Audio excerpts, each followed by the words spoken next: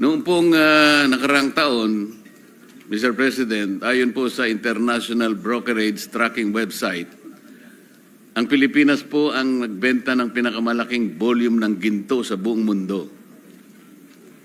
24.95 tons.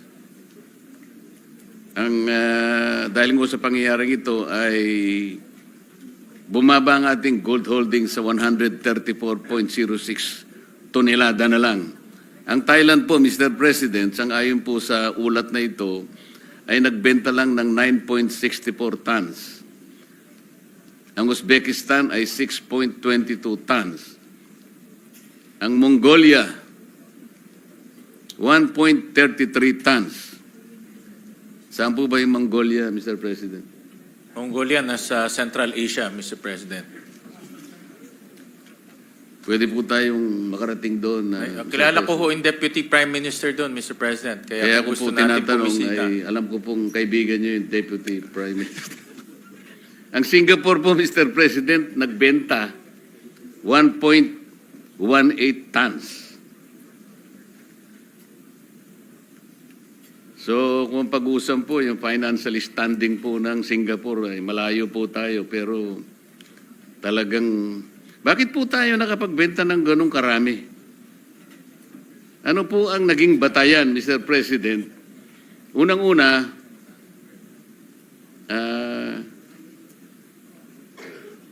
bakit po 24.95 tons kagad? Ba't di na lang 2.4, Mr. President?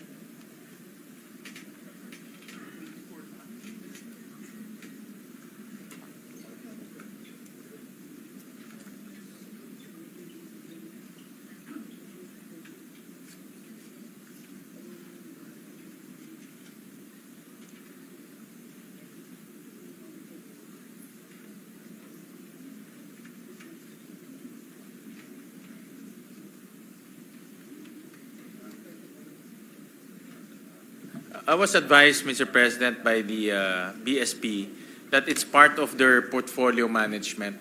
So from time to time, they would adjust their portfolio depending on the situation and depending on the risk. So in this case, they sold gold and transferred to another asset class. Ang kagandahan ho dito, Senator Marcoleta, kumita naman ho tayo dahil mataas ang presyo ng gold ngayon. So kumita naman ho ang BSP dito sa pagbenta. Pero lumipat lang naman siya in another asset class na high yield, low risk.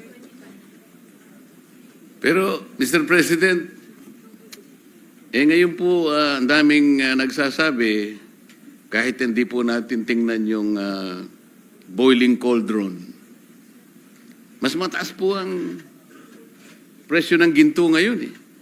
Sa mga tuwid, kung halimbawa, nagbenta lang tayo ng konti at ngayon natin ibinuhos kung talagang kailangan natin pong magbenta, mas marami po tayong kinita siguro, Mr. President. Di po kaya?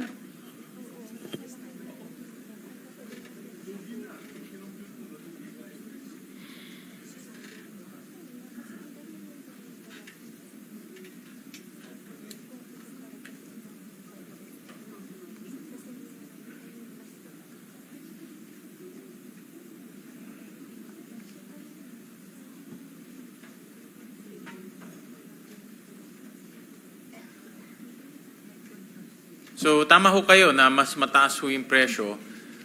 Although, to be honest ho, mahirap rin ma-predict yung presyo. Minsan tumataas, minsan bumababa. But along the way naman po, ito ay nagbebenta ho sila in tranches. Hindi naman ho isang bugso yung pagbenta ho nila. But Kasi you're right po, na tumaas pa ho yung presyo.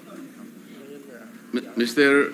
President, kasi po kung titingnan po natin yung ating gross international reserves, ito po ay kinapapalooban ng halos 5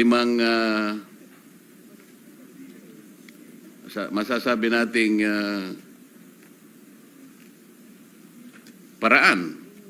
Nandyan po yung ating reserve position. Kasama po ngayon ang pangalawa, yung ginto nga po. Yung ating special drawing rights, yung foreign investment, at saka yung foreign exchange. Kung titingnan po natin ang ating gross international reserves, Mr. President, Ang laki po ng bahagi ng ginto eh. Dito po sa total nating GIR, Mr. President, $108 million. Ang representas po ng gold dyan eh halos 16.4 million dollars. Kaya kung siguro binenta natin po ngayon, baka ito 16 na ito, $32 million po. Sa akin lang pong palagay naman, Mr. President. Totoo yan, no?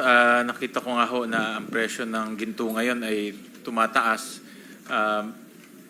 Although mahirap rin ho masabi kung gaano siya katagal tataas o bababa rin ho siya. So ang BSP naman ho, ang ginagawa ho nila as part of the portfolio management, nagre-realign lang po ng asset classes. So but hindi naman ho nila binenta to isang bugso, no? So kumita rin ho sila along the way kasi in tranches ho nila binebenta pataas.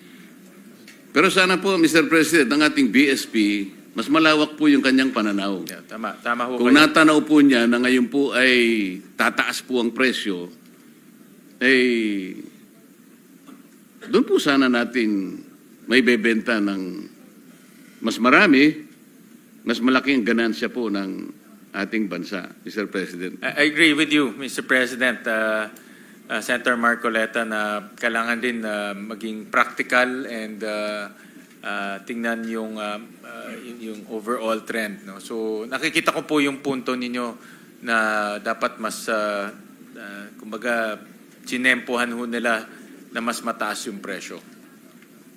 Kasi po, mula nung mawala na yung ginto sa gold standard natin, Bretton Woods yata yung sinasabi nila eh.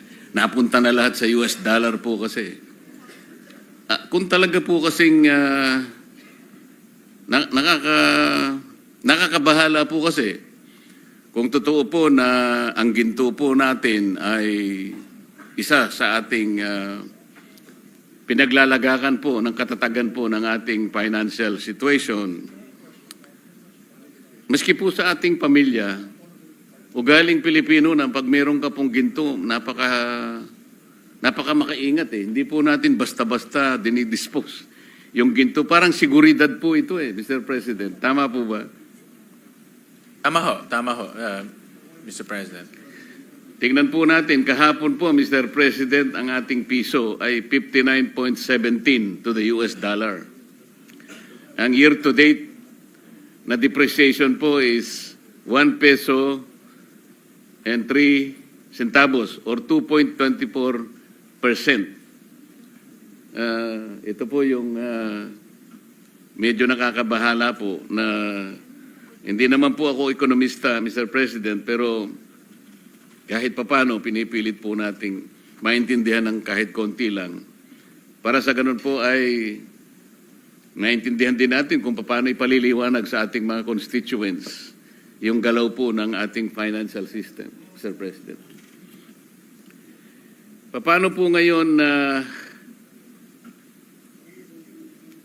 i-assess ng Department of Finance po yung recovery trajectory halimbawa natin sa harap ng tayo po ay sumadsad sa third quarter ng halos 4% lang po ang growth ng ating gross domestic product.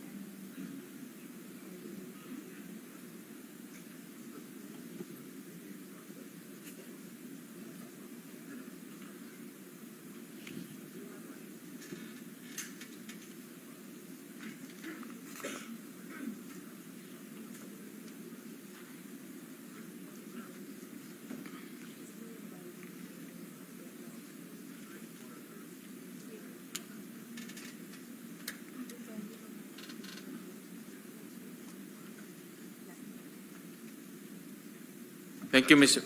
Yeah.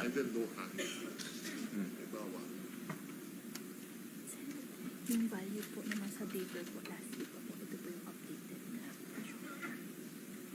Ngayon, Well, Mr. President, talagang aminado ho tayo na dahil po dito sa issue ng flood control, bumagal po yung paggastos ng ating pamahalaan, lalo-lalo na sa construction. Kanina na pag-usapan ho natin ni Senator Ping yung laki ng contribution ng government spending. Almost 25%, no, of our economy ay nasa government spending.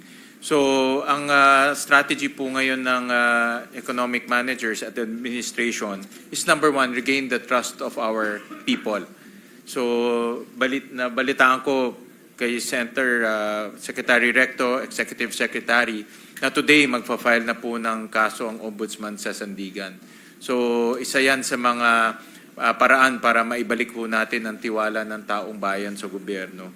Pangalawa po, mayroon na pong catch-up plan ang executive na habulin po yung paggastos itong nalalabing mga buwan. Mayroon pong 156 billion pa na hindi nagagastos ng DPWH. So ito po ay sisiguraduhin nila na ma-implement this coming fourth quarter. Itong natitira, no? November and December. So they recognize na kailangan po humabol ang DPWH pagdating po sa spending activities. Mr. President, ang ibig niyo sabihin, pagkaraan naman tayo po ay makapag-file ng mga charges kung sino man po yung mga may kasalanan dito. Dagli-dagli po bang magkakaroon kagad ng tiwala yung mga namumuhunan, yung mga investors? At mga ilang araw po mula doon ay babalik na po lahat yung mga investments? Ganun po ba ang Di naman ho, gusto natin iparating? di naman, Senator Marcoleta. Ano ito, confidence building? It will take time, pero importante po yung aksyon na ginagawa po ng ating pamahalaan. At tayo lahat, actually, bilang public servants. No? So, importante po yung aksyon na ginagawa ho natin. Dahil kung wala ho tayong gagawin, wala talagang confidence building, wala hong kumpiyansang babalik. So, Kasi po, dapat ho maraming, yung mga ganito ay ginagawa po at dahan-dahan po para eventually bumalik po ang tiwala ng taong bayan.